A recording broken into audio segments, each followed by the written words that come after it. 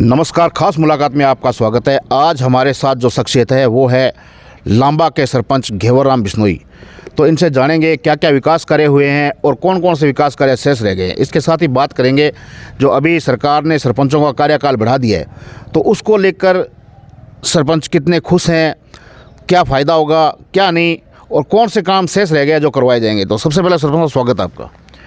सबसे पहले तो मैं आप मीडिया बंधुओं का इस लांबा की पावन धरा पे हार्दिक स्वागत, अभिनंदन कि आपने इस सर्दी के टाइम में अपना अमूल्य समय निकाल के हमारे 36 कौम की आवाज़ को जानने के लिए यहाँ पधारे। Most welcome. उसके बाद में मैं लांबा की 36 कौम की देवतुल्य जनता को, मेरे युवा साथियों को, बुजुर्गों को, महिलाओं को, सभी को मैं नतमस्तक होकर प्रणाम करता हूँ, नमन करता हूँ कि आपने एक साधारण परिवार से एक कम उम्र में जो व्यक्ति के ऊपर आपने विश्वास किया, जो 5 साल पहले 29 जनवरी 2020 को जो मतदान हुए पंचायती राज विभाग के, उसमें आपने मेरे को ये गांव की जो बागडोर सौंपी, जो एक सेवा के रूप में आपने मेरे को मौका दिया। मैंने 5 साल में तन मन धन से इस गांव में सेवा करने का जो कार्य किए, वो सब उसका श्रेय गांव की 36 कौम की जनता को जाता है।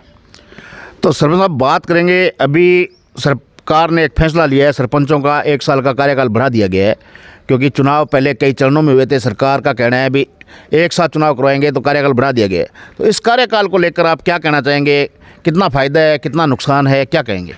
ये कार्यकाल देश के यशस्वी प्रधानमंत्री, विश्व के सबसे बड़ा नेता आदरणीय नरेंद्र जी मोदी साहब और राजस्थान के मुख्यमंत्री आदरणीय भजनलाल जी शर्मा साहब, मोदी जी की ये योजना है जो एक देश में एक चुनाव होना, ये बहुत बड़ी नीति है और इससे देश को बहुत बड़ा फ़ायदा होने वाला है। क्योंकि हर समय जब कोई भी पंचायती राज में, जब हम नरेगा के अंदर या पंचायती राज में कोई भी हम योजना निकालते हैं तो एक साल में एक तो ये जो आचार संहिता लगी रहती है, कभी पंचायती राज विभाग की लग जाती है, कभी नगर पालिका की लग जाती है, कभी विधानसभा वोटों की लग जाती है, तो कभी कभार लोकसभा वोटों की जो आचार संहिता लगती है। इससे हर भारतीय नागरिक को और देश को बहुत बड़ा नुकसान हो रहा है। इस नुकसान को बचाने के लिए आदरणीय मोदी जी ये सोच रहे हैं कि एक देश एक चुनाव, एक राष्ट्र एक चुनाव, एक राज्य में एक चुनाव हो तो 5 साल में सिर्फ एक बार जो आचार संहिता लगती है उससे विकास कार्य में बाधाएं नहीं आती हैं और जनता को राहत मिलती है, कोई भी कार्य अच्छी तरीके से हो जाते हैं। और जो कार्यकाल आगे बढ़ा है, मैं धन्यवाद देना चाहता हूं आदरणीय हमारे देश के राज्य के मुख्यमंत्री भजनलाल जी शर्मा साहब को, क्योंकि जो कुछ कार्य थोड़े बहुत हमारे गांव में बचे हैं उस कार्य को भी हम आगे बढ़ाने की कोशिश करेंगे। जैसे हमारे हॉस्पिटल है वो PSC करवाना है, आदरणीय हमारे स्थानीय विधायक अर्जुन लाल जी गर्ग साहब का जो मैं आभार व्यक्त करता हूँ कि उन्होंने कहा है कि अगले बजट में वो भी कर देंगे। और एक हमारे गाँव में लाइब्रेरी नहीं है, विशेषकर युवा बच्चों के लिए पढ़ने के लिए हमारे सांसद महोदय जी से बात करेंगे, राज्यसभा से कहीं से भी जो बजट मिलेगा वो बजट लाके हमारे को एक लाइब्रेरी का निर्माण करवाना है। तो सरपंच साहब, आप जब सरपंच बने थे तो क्या क्या समस्याएं थी गांव में, बड़ी समस्या क्या थी जिनका समाधान करवा दिया गया है? गाँव में सबसे बड़ी समस्या थी पेयजल की। तो हमारे मोदी जी ने जो योजना निकाली JJM जल जीवन मिशन योजना, हर घर नल हर घर जल, उसको हमने पूरा फ़ायदा लिया उसका, और उस योजना का लाभ लेते हुए हमने प्रत्येक घर तक नल पहुंचाया और नल से जल पहुंचाया। उसके बाद में जब ये योजना बनी और पाइपलाइन बिछाई तो पूरे गांव की रोडें क्षतिग्रस्त हो गई थी। तो हमारे विधायक साहब के सहयोग से, हमारे प्रधान साहिबा प्रगति कुमारी जी के सहयोग से, आदरणीय सांसद PP साहब के सहयोग से और संपूर्ण सरकार के सहयोग से जो हमने गांव में जो रोडों का विकास करवाया, नाली का करवाया, वो एक मैं नहीं कह सकता कि मैंने क्या किया, मैंने कुछ नहीं किया, गांव की जनता ने किया, सरकार के सहयोग से किया। जब जनता का सहयोग नहीं हो तो वो सरपंच अकेला कुछ नहीं कर सकता है। मैं कुछ नहीं कहूँ, आप गांव की जनता को पूछो कि आपके जो सेवक थे 5 साल में उसने क्या सेवा की, क्या गाँव का काम किया, वो आपको बता देंगे। तो सरपंच साहब बात करते हैं भारत की सबसे बड़ी योजना नरेगा योजना की। कैसी योजना है और इस योजना से कहाँ तक फ़ायदा है और इस योजना में कहाँ तक भ्रष्टाचार है? देखो, नरेगा योजना ये तो बहुत बड़े लेवल की योजना है, विश्व की सबसे बड़ी योजना है। अब अपने अपने विचार है सबके अलग अलग, मेरे विचार कुछ भी हो सकते हैं। नरेगा की योजना जब बनी उस समय ये सोच थी कि गांव का अंतिम पंक्ति में जो गरीब, दलित, शोषित, पीड़ित मजदूर जो बैठा है उनको इस योजना का लाभ मिलेगा, रोजगार मिलेगा, ताकि वो अपने घर का आर्थिक स्थिति अच्छे ढंग से चला सकें। लेकिन यदि इसी की जगह, नरेगा की जगह, यदि नहरी क्षेत्र से प्रत्येक गांव को जोड़ देते और हर गांव में यदि नहर का पानी आ जाता तो ये हमारा देश एक बार फिर सोने की चिड़िया बन सकता था, क्योंकि यहाँ हमारी मिट्टी में सोना पैदा होता है। जब पानी मिलता है तो किसान खुश होते हैं, हरियाली होती है, फसलें होती हैं, और किसान जब खुश होता है तो वो देश, जवान और किसान जिस देश के खुश होते हैं वो देश उन्नति करता है, प्रगति करता है, आगे बढ़ता है। तो सर मतलब नरेगा में आपने क्या क्या कार्य करवाए हैं? नरेगा में हमने जो नाडी खुदवाई थी 10-15 नाडी का कार्य करवाया, 4-5 ग्रेवल सड़कों का काम करवाया, 25-30 टाँकों का निर्माण करवाया, ऐसे बहुत सारे, ये दोहरापाली का काम करवाया, जैसे खेतों में दोहरापाली होते हैं, मेड़बंदी का कार्य करवाया हमने पूरी कोशिश की। लेकिन इसमें कई प्रकार की समस्या आती हैं। जैसे हमने 3-4 बार जिला परिषद में ये प्रस्ताव भेजा था कि हमारा निवेदन इस प्रकार है, हमारी गाँव की जनता की मांग इस प्रकार है कि जो PWD की सड़कें बनी हैं उस सड़कें के चारों तरफ जो झाड़ी है उस झाड़ी कटिंग किया जाए और उस झाड़ी को हटा के अच्छे हरे वृक्ष लगे जाए, ताकि हमारे गांव में एक अच्छी छाया मिले लोगों को, एक फल मिले लोगों को और उस ऑक्सीजन शुद्ध मिले, ऐसी हमने सोची थी। लेकिन वो कोई कारणवश से रिजेक्ट हो गया था। उसका हम पुनः आपसे निवेदन करते हैं, पत्रकार मधु, आपके साथ हिसाब से हम सूचना पहुँचाना चाहते हैं कि हर गांव में जो PWD की रोडें बनी है उसके साइड में झाड़ी कटिंग और पौधारोपण हो नरेगा में, तो बहुत अच्छा कार्य हो जाता है। बात करते हैं शिक्षा की। सरकारी स्कूलों को अभी सरकार मर्ज कर रही है, कुछ स्कूलों को मर्ज कर दिया है और English medium Mahatma Gandhi school है उनको भी मर्ज करने की तैयारी कर रही है। तो अभी आपके यहाँ सरकारी स्कूलों की व्यवस्था कैसी है? टीचर पूरे हैं? कैसी पढ़ाई है?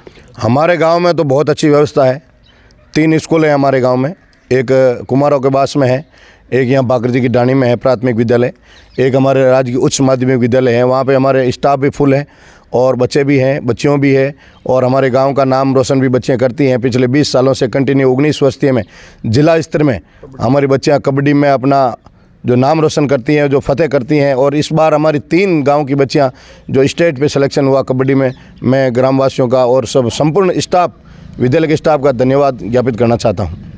सरपंच साहब, सबसे बड़ी समस्या आ रही है सरपंचों की आज के टाइम में बजट को लेकर। पंचायती राज में बजट नहीं है, सरकार ने टाइम भी बढ़ा दिया है। तो सरपंचों का कहना है कि टाइम बढ़ा दिया अच्छी बात है, लेकिन उसके साथ साथ में अगर बजट आए तो बढ़िया रहेगा। कैसा क्या रहेगा? देखो साहब, विकास जब करवाना है तो सबसे पहले बजट का होना जरूरी है। पैसों के बिना या धन के बिना विकास संभव नहीं है। खाली मीडिया कुछ कहे, हम कुछ कहें कि विकास करवा देंगे, यह असंभव है। जब सरकार हमारे को बजट देगी तो हम ये वादा करते हैं कि एक भी रुपया कहीं भी फिजूल खर्च नहीं होगा और प्रत्येक जो जनता का पैसा है वो जनता के हित में लगेगा, जनता की सुविधा के लिए लगेगा, ऐसा मैं मानता हूँ। सरपंच साहब, बजट की समस्या क्यों आ रही है? क्योंकि अभी कड़ी से कड़ी जुड़ी हुई है, एक सरपंच से लेके ऊपर प्रधानमंत्री तक बीजेपी सरकार है और कड़ी से कड़ी जुड़ी है। क्या समस्या है कि बजट नहीं आ रहा? बजट आ रहा है लेकिन थोड़ा कम आ रहा है, आ जाएगा। अभी हमें पूर्ण विश्वास है हमारे भजन लाल जी पर। अभी सरकार को 12 महीने हुए हैं, कुछ बीच में लोकसभा के चुनाव आ गए थे, कुछ ऐसी योजना आ गई थी, तो अभी हमें पूर्ण विश्वास है कि वो ज़ोरदार बजट देंगे। क्योंकि मोदी जी की हर वक्त यही सोच रहती है कि गांव का गरीब जो अंतिम पंक्ति में जो व्यक्ति बैठा है उसको सरकारी लाभ मिले और वो इस सरकारी लाभ से लाभार्थी होके हमारी गांव की जनता का भला हो, ऐसा हम मोदी जी सोचते हैं। सरपंच साहब, आपने अपने कार्यकाल में कितने पेड़ पौधे लगाए हैं?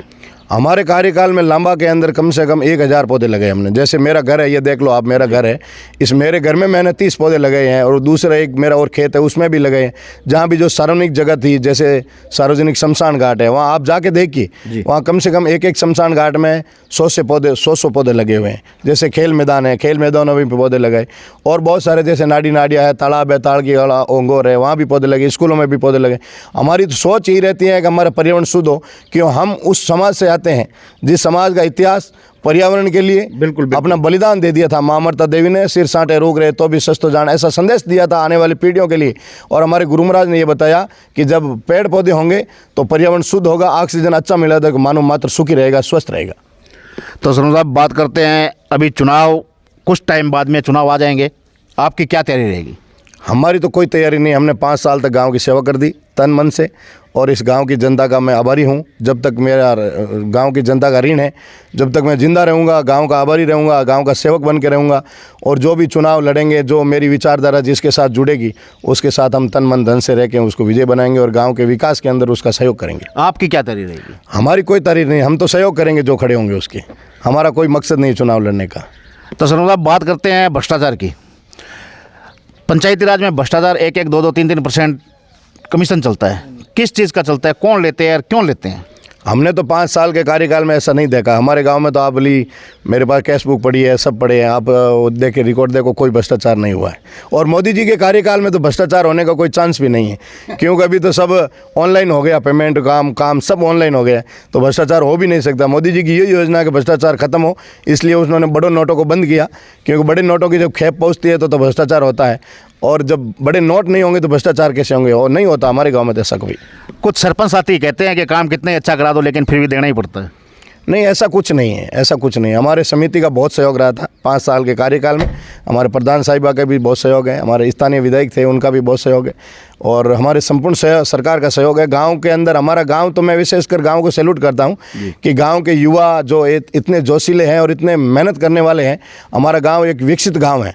मैं ज़्यादा बड़ा ही नहीं कर सकता गांव का, लेकिन आप घूम कर देखिए, इस गांव के अंदर एक गांव के अंदर 100 स्कॉर्पियो गाड़ी है, बिल्कुल, और सब ट्रक व्यवसाय से और ट्रांसपोर्ट के मेहनत कर से वो लाए हैं। कैंपर, स्कॉर्पियो, ये 4 व्हीलर बहुत है। जैसे आपको हिंदुस्तान के कोई गांव में चले जाओ, इतने व्हीकल 4 व्हीलर नहीं मिलेंगे। तो सर क्या संदेश देना चाहेंगे आप जनता को? मैं तो आम जनता को, ये भारत की, हिंदुस्तान की कोने कोने में बैठे जनता को ये संदेश देना चाहता हूँ कि आप केवल सरकार के ऊपर निर्भर नहीं रहें। थोड़ा बहुत आप भी सहयोग करें, तन से, मन से और धन से। जैसे आपके घर के आगे नाली बनी है और वो नाली रुक गई है, तो उन नाली की सफाई आप भी कर सकते हो।